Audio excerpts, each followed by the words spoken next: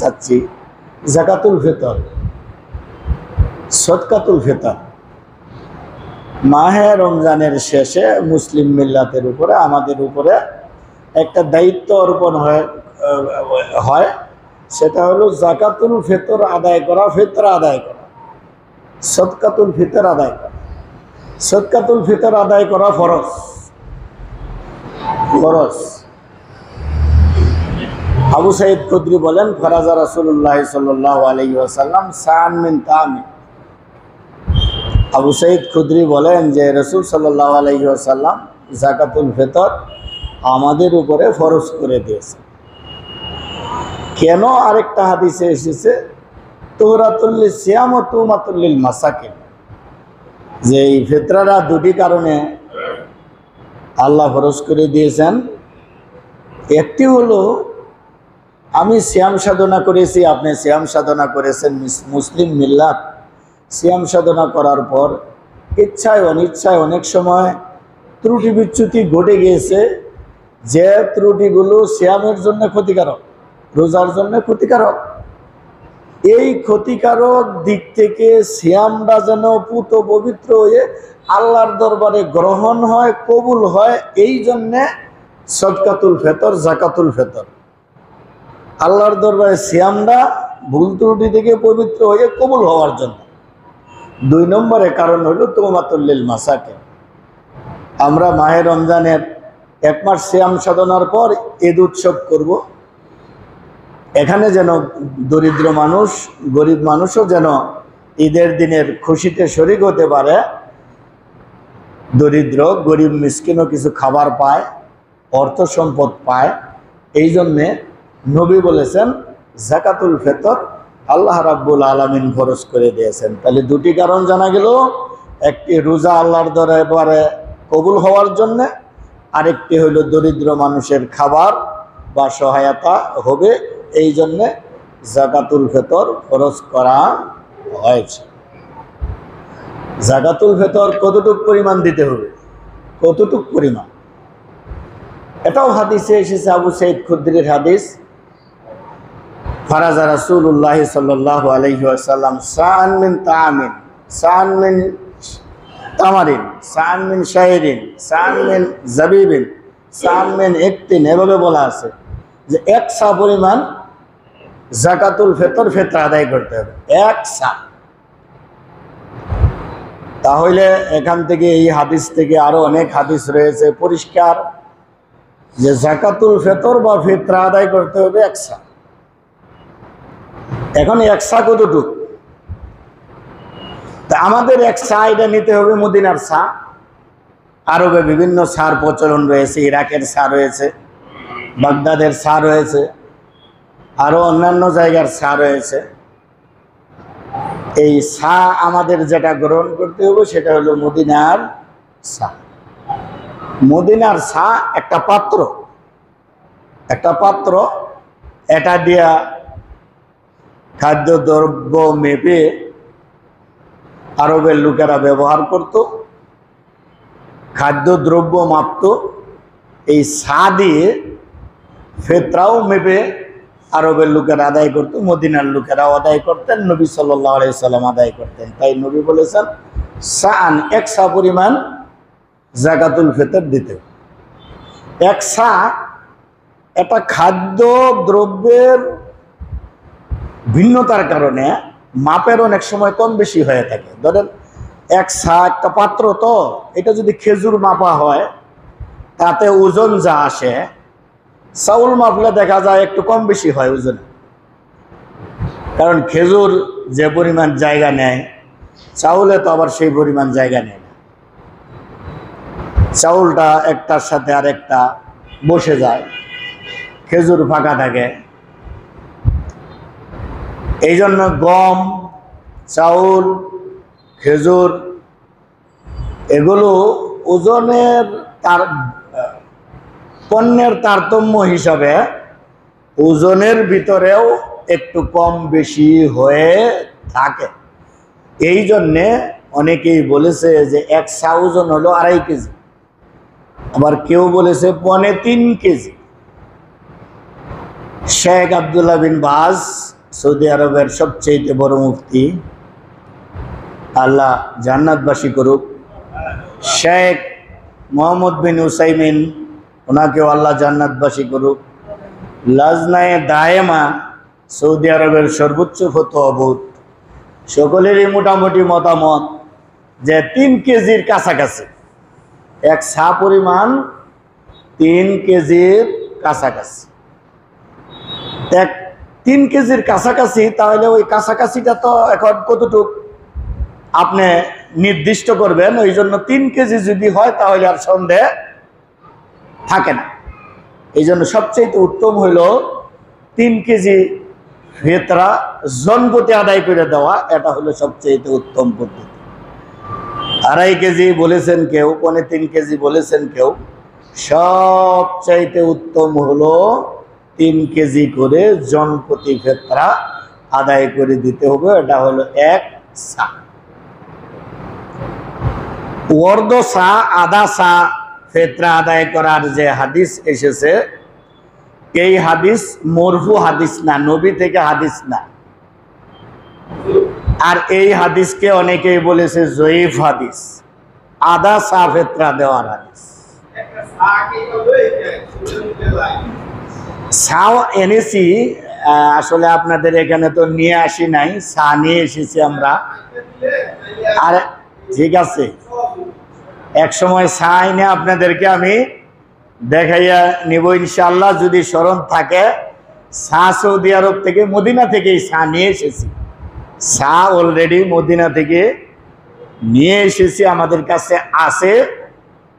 যদি দেখি স্মরণ থাকে ইনশাআল্লাহ, আল্লাহ যদি তৌফিক দেয়, আমি আরেক সময় পরবর্তীতে আপনাদেরকে আমি দেখে নেওয়ার চেষ্টা করি।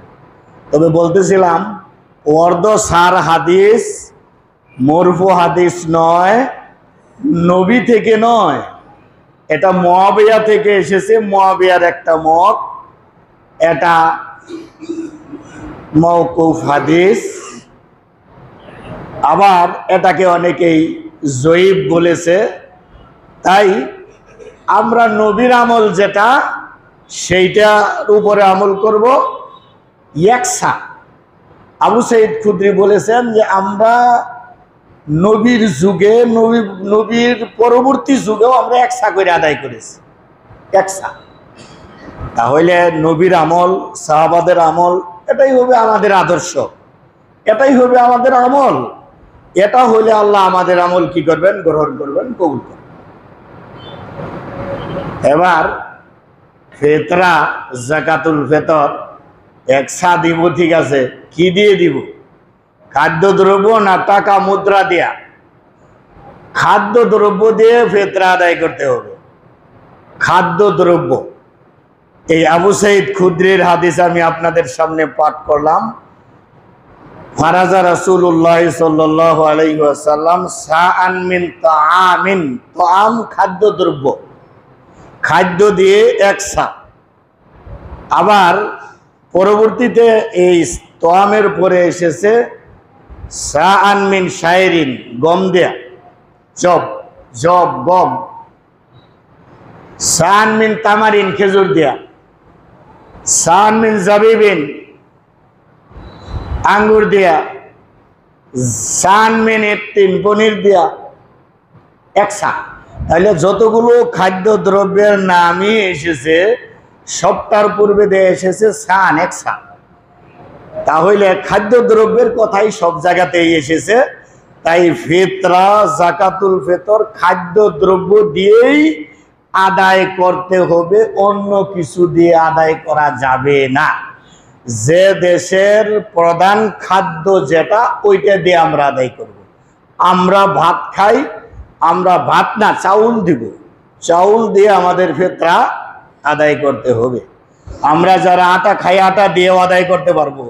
বলতে পারি অনেকেই যে আমি তো আটাই খাই, দুবেলা আটা খাই। তা আপনি যদি আটা খান, আটা দিয়েও আপনি ফিতরা আদায় করতে পারবেন। তবে কেউ যদি এরকম পণ্ডিতি করে যে 1 সা দিব, আধা সা দিব আটা আর আধা সা দিব চাউল, না, এইভাবে না, এটা তো একটা জগা খিচুড়ি হয়ে গেল। যে আপনি দুইটা মিলাইয়া দিবার যাবেন, দুইটা না, আপনি যেটা প্রধান খাদ্য আপনি যেটা খান আপনি সেটা দিয়েই ফিতরা আদায় করবেন। যারা খেজুর খায় খেজুর দিয়ে ফিতরা আদায় করবে, যারা ভাত খায় চাউল দিয়ে আদায় করবে, যারা রুটি খায় আটা দিয়ে ফিতরা আদায় করবে। টাকা দিয়ে ফিতরা আদায় করলে ফিতরা হবে না। নবী সাল্লাল্লাহু আলাইহি ওয়াসাল্লামের যুগে টাকা ছিল, মুদ্রা ছিল, বাজারে বেচা কিনা হতো, খাদ্যদ্রব্য বেচা কিনা হতো, খেজুর কাপড় চোপড় সবকিছু বেচা কিনা হতো। কিসের মাধ্যমে? মুদ্রার মাধ্যমে বেচা কিনা হতো, দিনার দেরহামের মাধ্যমে বেচা কিনা হতো। নবী সাল্লাল্লাহু আলাইহি ওয়াসাল্লাম কাউকে বলে নাই যে তোমরা এই মুদ্রা দিয়ে যাকাতুল ফিতর বা ফিতরা আদায় করো। নবী নিজে খাদ্যদ্রব্য দিয়ে আদায় করেছেন, সাহাবায়ে কেরামও খাদ্যদ্রব্য দিয়ে আদায় করেছেন, সাহাবায়ে কেরামও মুদ্রা দিয়ে আদায় করেননি। তাই টাকা দিয়ে মুদ্রা দিয়ে ফিতরা আদায় করলে সেটা হবে না। যদিও আমাদের দেশে সরকারিভাবে ইসলামী ফাউন্ডেশনের পক্ষ থেকে, বাইতুল মুকাররমের পক্ষ থেকে সেটাকে সর্বনিম্ন 110 টাকা, সর্বোচ্চ 2850 না 60 এরকম ধরা হয়েছে, এরকম হবে আর কি। 2800 কত টাকা ধরা হয়েছে। আপনি ফিতরার টাকা নির্ধারণ করবেন, এই অধিকার আপনাকে কে দিল? নবী দিয়েছেন আপনাকে? নবী তো আপনাকে ফিতরা নির্ধারণের অনুমতি আল্লাহ দেননি, নবীও দেননি। নবী তো নির্ধারণ করে গিয়েছেন একসা। আপনি খাদ্য দ্রব্য নির্ধারণ করার কি? আপনি যুক্তি উপস্থাপন করবেন যে যদি টাকা দেওয়া হয় তাহলে ফকিরের উপকার বেশি, দরিদ্র মানুষের উপকার বেশি চাউলের চাইতে। চাউল তো নিতে চায় না। কে বলেছে আপনাকে চাউল নিতে চায় না? সবাই যদি চাউল দেন দেখবেন চাউল নেওয়ার জন্যেই দরিদ্র মানুষ আসবে। আপনি টাকা দেন কারণে মানুষ তো আইসা টাকা চায় যে ফিতরার টাকা দেন। আপনি যখন চাউল দিবেন তখন আপনার কাছে আইসে বলবে যে ফিতরার চাউল দেন, চাউল নিবে। আমরা যে চাউল আদায় করি আমাদের কাছ থেকে তো টাকা চাই না, বা চাইলেও আমরা চাউল দেই, চাউল নিয়ে যায়। তাহলে আমরা কি চাউল দিয়ে ফিতরা আদায় করতে পারতেছি না?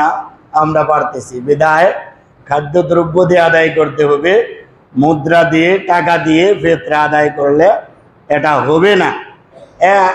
আমাদের দেশে আসলে বৈষম্য বিরোধী আন্দোলন করে অনেক কিছুই ঘটে গেল, আমরা তো সেই বৈষম্যের ভিতরেই রয়ে গেলাম। আমরা যারা মুসলিম সংখ্যাগুরুর মতামত দিয়ে দেওয়া হলো যে টাকা দিয়ে ফিতরা। এটাও ইসলামী ফাউন্ডেশন থেকে যদি ঘোষণা দেওয়া হতো যে যারা টাকা দিয়ে দিবেন এত টাকা, আর যারা খাদ্য দ্রব্য দিয়ে দিবেন এতটুক পরিমাণ, তাহলে তো মানুষ জানতো যে খাদ্য দিয়ে ফিতরা দিতে হয় বা দেওয়া যায়। কিন্তু যখন পুরাপুরি ঘোষণা দেয় যে টাকা এত টাকা নিচেও এত টাকা উপরে খাদ্য দিয়ে দিতে হবে, এই মর্মে সরকারিভাবে ইসলামী ফাউন্ডেশন থেকে কোনো ঘোষণাই নাই, তাহলে আমরা যারা আহলে হাদিস, আমরা যারা সালাফি, আমরা সংখ্যালঘু, আমরা তো বৈষম্যের শিকার হলাম।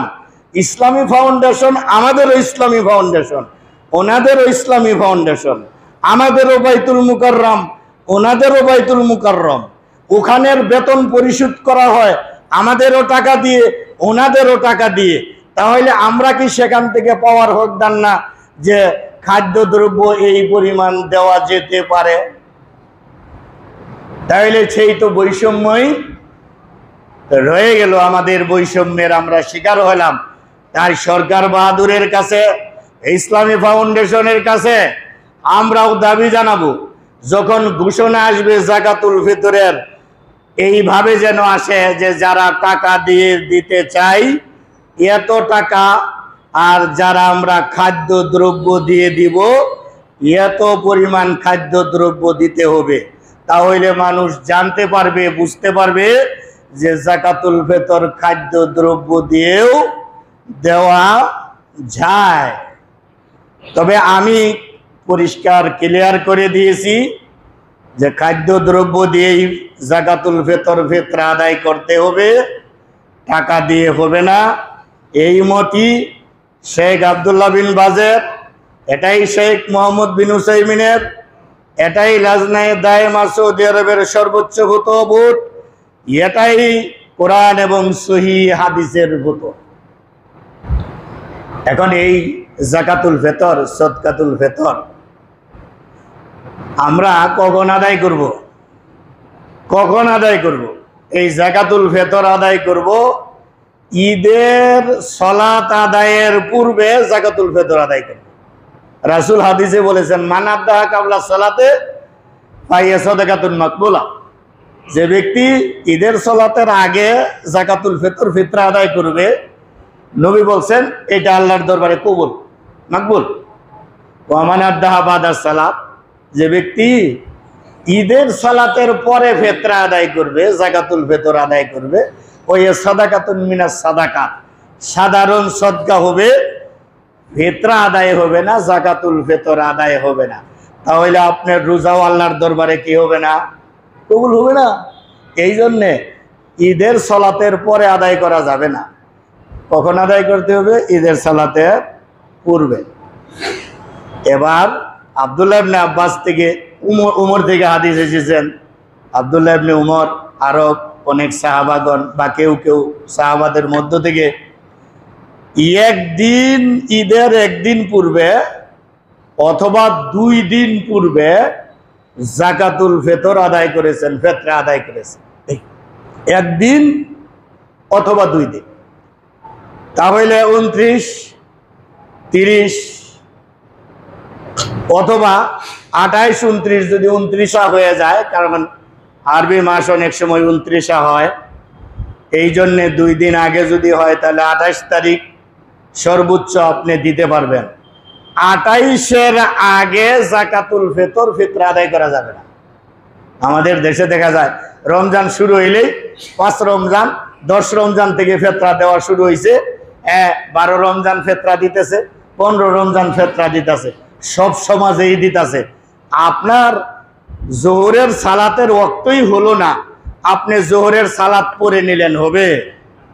জুমার সালাতের ওয়াক্ত হলো না, 10টার সময় জুমার সালাত পড়ে নিছেন, আপনার জুমার সালাত হবে?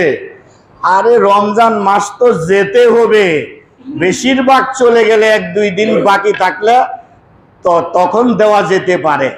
কিন্তু রমজান মাস গেল 5 দিন 7 দিন, আপনি ফিতরা দেওয়া শুরু করে দিয়েছেন, অর্ধেক গেল আপনি দেওয়া শুরু করে দিয়েছেন, এটা চলবে না। নবী দেননি, সাহাবায়ে কেরাম দেন। যাকাতুল ফিতর এবার কাদেরকে দেওয়া যাবে? যাকাতুল ফিতর ফিতরা একটা মত এসেছে যে 8 প্রকার মানুষকে যে যাকাত দেওয়া যায়, এই 8 প্রকার মানুষকেই ফিতরা দেওয়া যাবে। আবার অনেকেই বলেছে যে না, এটা শুধু খালি গরিব মিসকিনের হক। তবে সবচেয়ে উত্তম গরিব মিসকিনকে দেওয়া, এটা হলো সবচেয়ে উত্তম পদ্ধতি। তবে মাদ্রাসা আছে যেগুলো নাকি ব্যবসায়ী মাদ্রাসা, কমার্শিয়াল, এগুলিতে না, কওমি মাদ্রাসা, যেখানে গোরাবা ফান্ড আছে, দরিদ্র একটা ছেলে গিয়া ভর্তি হয়েছে, তার 2500 টাকা বা 3000 টাকা খাবার বেতন বাবদ দিতে হয়, দিতে পারে না। এবার গোরাবা ফান্ড থেকে ওই গরিব এতিমের জন্য দেওয়া হয় প্রতি মাসে 2500 করে টাকা, 3000 করে টাকা। এই গোরাবা ফান্ডে আপনি দিতে পারবেন এই এতিমকে, এই গোরাবা ফান্ডে আপনি দিতে পারবেন। মাদ্রাসার ভবন নির্মাণের জন্য নয়, মাদ্রাসার জমিন ক্রয়ের জন্য নয়, মাদ্রাসার যে দরিদ্র এতিম ছাত্রদের জন্য গোরাবা ফান্ড, তাদের ভরণ পোষণের যে দায়িত্ব ফান্ড রয়েছে, সেখানে আপনি ফিতরা দিতে পারবেন। আল্লাহু আলাম বিসওয়াব। এইভাবে আমরা যাকাতুল ফিতর আমরা আদায় করে দিব।